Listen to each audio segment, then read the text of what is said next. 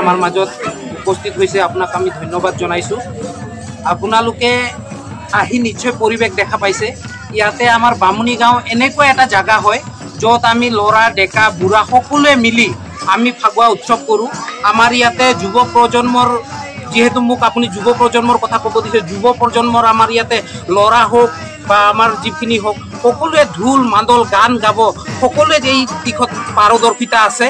তো এনেকুৱা এটা গাঁও হয়, আমি ইয়াতে সকলোৱে ধুনীয়াকৈ ফূৰ্তি কৰিব পাৰোঁ।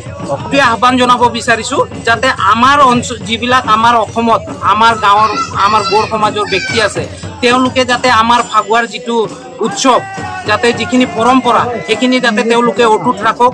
সকলোৱে যাতে মানে শত্ৰু মিত্ৰু এৰি যাতে এই ফাকুৱা পৰ্বত যাতে আমি যেনেকৈ গাঁৱত সকলোৰে ঘৰে ঘৰে যেনেকৈ যাওঁ, এই পৰম্পৰা যাতে আমাৰ সকলোৱে ৰাখে, তাকে মই আহ্বান জনাম। দেৱী সাহাৰা গাইলে হো পাহিলে হো, দেৱী সাহাৰা গাইলে হো, দেৱী সাহাৰা গাইলে হো পাহিলে হো, দেৱী সাহাৰা গাইলে হো, দেৱী সাহাৰা গাইলে হো পাহিলে হো, দেৱী সাহাৰা গাইলে হো, দেৱী সাহাৰা গাইলে হো পাহিলে হো, দেৱী সাহাৰা গাইলে হো, লাই লাই হো,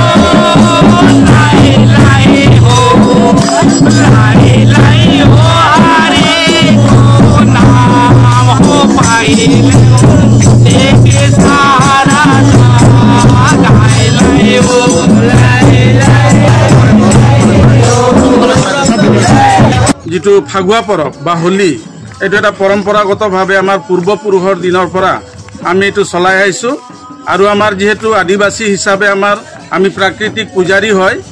আৰু আমাৰ প্ৰথম দিনা আমাৰ যিটো হোলিকা দহন আছিল, হোলিকা দহনত আমি শিমলু গছৰ দুটা ডাল থকা এটা গছ কাটি আনি আমি বিভিন্ন পূজা পদ্ধতিৰে কৰি আমাৰ গাঁৱৰ যিজন পুৰোহিত থাকে বাইগাৰ দ্বাৰা, এইটো আমি গাঁৱৰ আমাৰ ডেকা যুৱকসকলে মিলি পেলাই হোলিকা আমাৰ কাটি পেলাই আনি শিমলু গছটো মানে হোলিকা বুলি কোৱা হয়, প্ৰতীক এটা।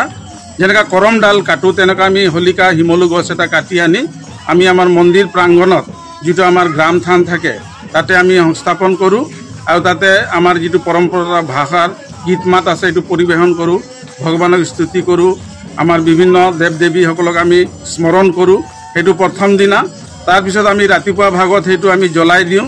সেই জ্বলোৱাৰ পিছত এটা আমি ফূৰ্তি কৰোঁ। এইটো এটা কথিত কথা আছে, যিটো ভক্ত প্ৰহ্লাদ, তেওঁ ভগৱানৰ ভক্ত আছিল আৰু তেওঁৰ পেহী আছিল, মানে হোলিকা তেওঁৰ বৰদান আছিল যে তেওঁক জুই নজ্বলায়, মানে জুইটো পুৰি নাযায়। গতিকে সেই হোলিকাই তাক মেৰিয়াই পেলাই ভক্ত প্ৰহ্লাদ জুইত পেলাই দিছিল তাৰ দেউতাই। সি যিটো বিষ্ণু বা ভগৱানক ৰামক স্মৰণ কৰিছিল, তেতিয়া সেই হোলিকা তাৰ পেহীয়ে এই ভক্ত প্ৰহ্লাদক তেওঁ নিজৰ কোলাত ৰাখিছিল, কিন্তু সেইদিনা তাৰ বৰদানটো কাম নিদিলে, মানে এইটো জ্বলি গ'ল, কিন্তু ভক্ত প্ৰহ্লাদ তাত নজ্বলিল। গতিকে তাৰ পিছত যিটো পৰম্পৰা আমাৰ যিটো ৰঙৰ উৎসৱ হোলী বা ফাকুৱা, সেইটো আমি পিছদিনাৰ পৰা আমি ধুমধামেৰে ইয়াত পালন কৰোঁ। আৰু আমাৰ এটা বৈশিষ্ট্য আমাৰ গৌড় সমাজৰ, আমাৰ য'ত গৌড় সমাজ বসতি আছে বা আমাৰ গাঁও আছে, তাত আমি ঘৰে ঘৰে, তাত হয়তো কোনোবা ঘৰৰ আমাৰ গাঁৱৰ মাজত কিবা হাই কাজিয়া কিবা কিবি থাকিব পাৰে, অমিল থাকিব পাৰে, কিন্তু ফাকুৱা এটা আমাৰ এনেকুৱা বস্তু গৌড় সমাজৰ, সেই ফাকুৱা দিনাখন আমি সকলো শত্ৰু মিত্ৰ চবৰ ঘৰত গৈ ঘৰে ঘৰে আমাৰ এই ফাকুৱাৰ যিটো গীত মাত এইটো পৰিৱেশন কৰোঁ। আৰু সৰুৱে আমাক ডাঙৰক সেৱা কৰে, ডাঙৰক আমি ৰং সানি পেলাই আশীৰ্বাদ দিওঁ। এইটো এটা আমাৰ পৰম্পৰা চলি আছে। আৰু আমি আশা কৰোঁ এই পৰম্পৰাটো, এই ফাকুৱা পৰৱটো আমাৰ সদৌ অসম গৌড় সমাজত এইটো জীয়াই ৰাখিব লাগে। এইটো এটা আমাৰ বিভিন্ন আদিবাসী জনগোষ্ঠীত বহুত আমাৰ পানিকা বা অন্যান্য সমাজত তেনেকুৱা গোৱালা কিষাণবিলাকত পালি আছে, তথাপিও আমাৰ এটা প্ৰধান আমাৰ এই ফাকুৱা পৰৱ।